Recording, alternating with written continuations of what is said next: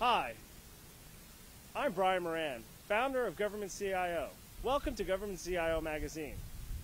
Hi, I'm Tiffany Barrett with Government CIO Magazine. We're here today with Malcolm D. Jackson, Assistant Administrator and Chief Information Officer of the Environmental Protection Agency.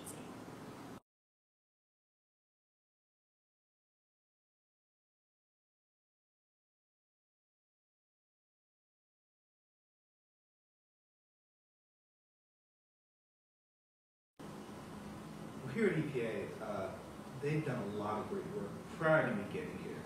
One of the things I've always said is that we need to do a better job of communicating and marketing some of the tools that we've developed. So one of the first things we did in order to support telework was to take a number of the tools that we already had that weren't really being utilized or underutilized, and we put a wrapper around it. And these tools help to support telework here within the agency. Essentially creating a portal that allows easy access and easy usability for these tools. It's gone over really well. We've gotten a lot of positive praise from our regional customers as well as our internal customers here. It's something that's been very successful and very, very well accepted by the agency, and it's gone a long way in just taking the agency to a new level.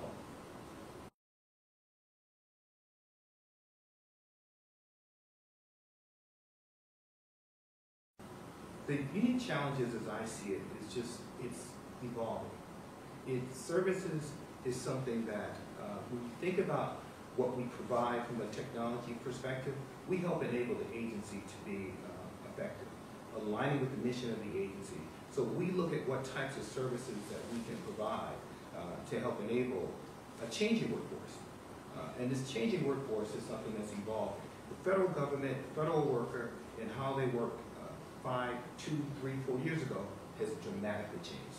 So we have to evolve and develop innovative services that support our workforce as they look to be teleworkers, as they look to work from wherever. If it's a coffee shop, how do we enable that and provide the level of services that will allow employees to be able to reach the information they need at the right time, the right place, from wherever they sit.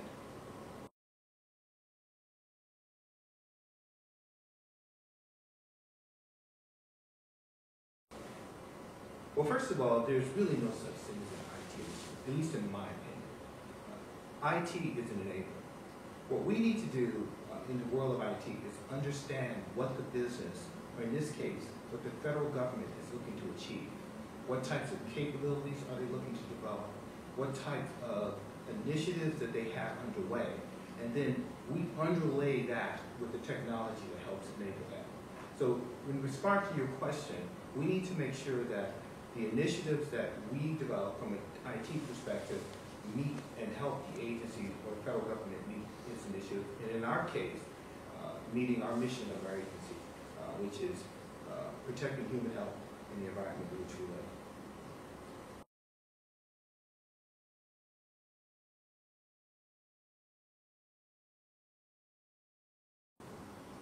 Collaboration is something that's very important for the agency, both internally as well as externally. What we're doing in terms of internally, short term, we have a two-phase approach to this, and that's looking at the tools we have in place and how do we put a wrapper around those tools and educate our workforce so they better understand what the tools we have in place and how do they use those. And I also would argue that collaboration is not something which we just give the workforce in terms of tools. We have to re-educate our workforce on how to work in a collaborative nature. We're just beginning to do that with the tools we're having in place today. Longer term, we want to move from those tools that we have in place. So we've got the tools we have today. We've got the educational component. Longer term, we're putting together a plan around how do we develop or bring integrated tools, collaboration tools to this agency in a manner that aligns with our mission, our budget, and our business processes that we have in place. Now that's the short term, and that's internally. Externally, what we're doing is working with other federal agencies, our federal family, and beginning to understand what are they doing around collaboration, because we want to learn from them. We're also working very closely with external partners, along with states and tribes, because they are our partners, and we want to begin to understand how we can better collaborate with them, and what tools we have to have in place, and ensuring that we have a seamless approach to this. We think if we do this through meetings, collaborations, through information exchange, that we will put a pretty good plan in place that will help us meet that goal.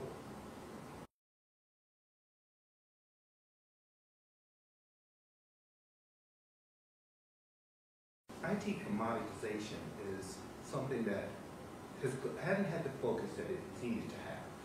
I totally support this as OMB came to us with that as a directive, and it's something that, coming into my role, I looked at first.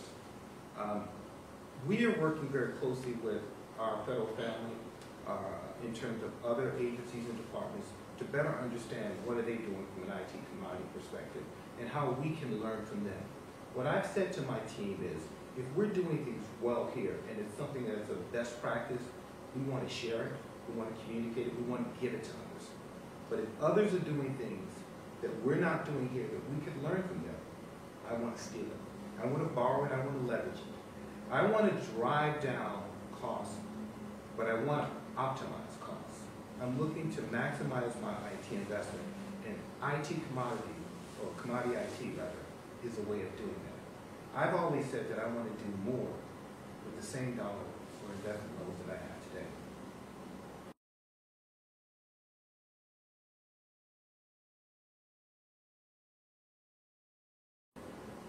EPA was one of the first adapters for social media. We're actually one of the leaders across the federal government. Web 2.0, which is the foundational components of social media, was adapted and actually broadly leveraged across the agency before I got into my spot.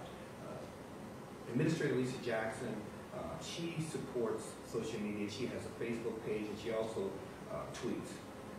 She's very, very supportive of it. What we're doing is we're looking at where it is today and how do we stay in front of it and align our resources to ensure that we can leverage social media in a way for receiving information and also communicating a message, our message, here within the agency, because our goal that in order for us to be successful, that we be as transparent as possible, and that is one of the vehicles that we're leveraging within the agency for doing that.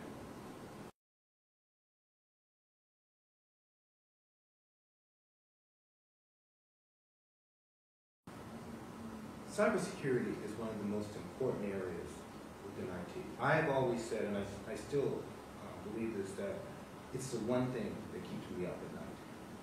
And it keeps me up at night because I never know what it is that's going to hit me, when it's going to hit me, or how it's going to hit me.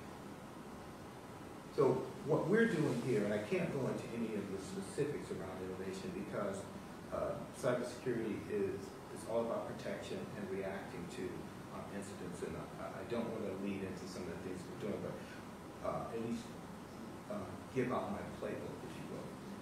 But what we're doing is, our first step on it was around education. So we're focused on educating the entire agency around what the risks are associated with cybersecurity and what can they do to help us be successful, because you're only as successful as your weakest link. And you look across our agency, we have 17,000 employees in the all-clear departments. And so we aggressively look at education.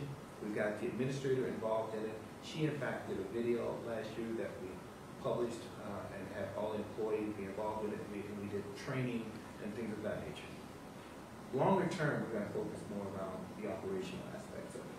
Looking at, we have the tools in place for continuous monitoring. What we want to focus on is reaction and how do we respond to situations that might perhaps happen to us. We are also working very closely with our federal family and beginning to understand some of the things that they're doing in their areas. I've met with a number of the other CIOs and other agencies and departments to understand what are they doing around it. How can we best incorporate some of the things they're doing from an innovative perspective. One of the things I want to comment on is that the federal CIOs is a very good partnership. I reach out to my peers in the other agencies and departments, and they've all been great in helping us in particularly this area.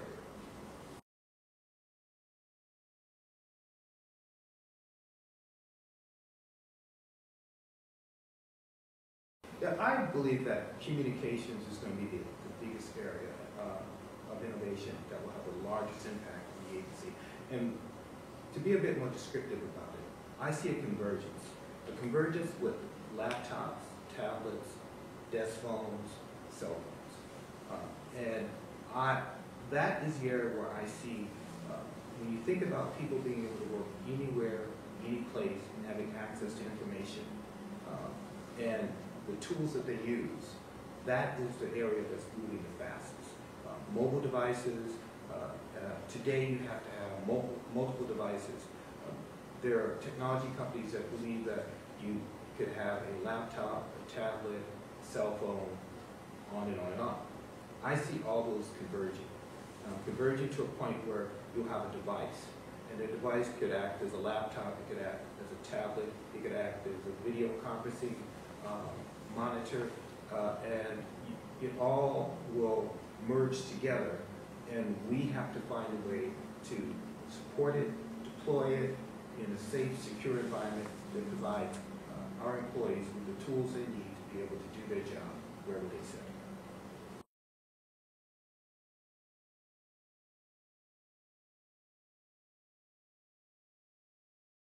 Here at EPA, what we're doing to drive innovation is I've made it a priority of mine, as well as my senior leadership team.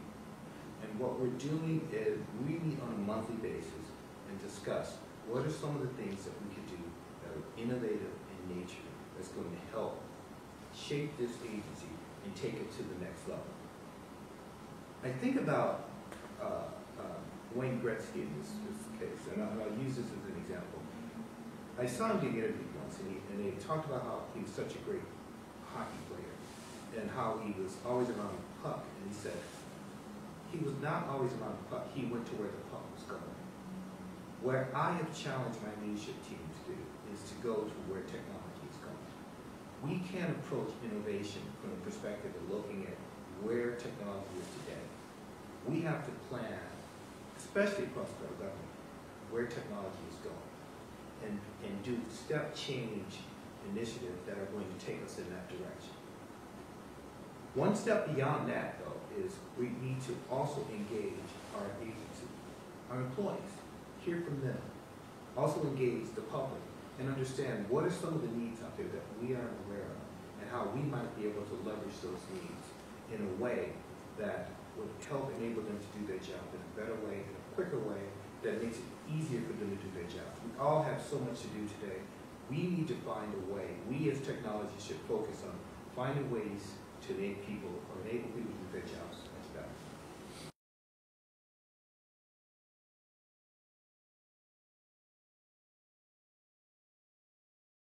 Our absolute environment challenge is something that was very well received by the public, and I was extremely excited about the successes we saw from that. To give a background, what we did is we're always very open about our environmental information. We've made it available in data.gov. But one of the challenges that I've always felt is that it's data. It's not information, and how people might be able to use it. I jokingly talk about it needs to move from data.gov to knowledge.gov. And how can we affect that shift? So one of the things we did is we did a challenge. It was absolutely an environment challenge. The challenge was, we did the challenge last October, and we challenged the private sector to develop applications using environmental information. Well received. We got over 30 applications in from various private, either companies or entities, individuals. We did one that was focused more on companies, and one that was focused on students. So we had a student winner, and we had a overall winner, winners and runner-up. And we were just amazed with the types of information that came back. The winner of the apps environment was Light Bulb Finder, and it was a application that helped people understand what types of light bulbs that they could select for their rooms that were the most efficient, that didn't burn up. They gave you the right level of light that burned low energy burning lights, and it's extremely well receptive. The other part of this application that I just loved is you went through and you made selections around how many hours you might be burning lights in any particular room. You had to select which room, you could select which types of light bulb, and then it showed you the cost savings on an annual basis. And then on the back end, you could order the light bulb immediately from that. It was internet-based, it was mobile-based. So you could order it with your iPhone or with your Android. Phenomenal app, did really great. We had students who did who submitted applications. One of the winners looked at environmentally justice, which looks at communities which are more in the disadvantaged community areas and the impact on emissions in those communities. And this particular application focused on tribal communities, which there's not as much work done in the tribal communities. Again, phenomenal work, very well received. Where I want to go next is to look at having a challenge that will help us shift application development work that's currently being done within the federal government, particularly within EPA, up to the private sector. What are some of the things that the private sector can do that's going to help us in terms of application development that can, when you think about how data is collected from the state level and passed to federal government, there's 50 states. There's an opportunity here for a private company, software developer, to develop applications that can be used by multiple states. Build it once, used multiple times. Today, we have states that are all developing their own respective applications. We can reduce the cost there, maximize our investments, and streamline the flow of information between our state partners and the federal government.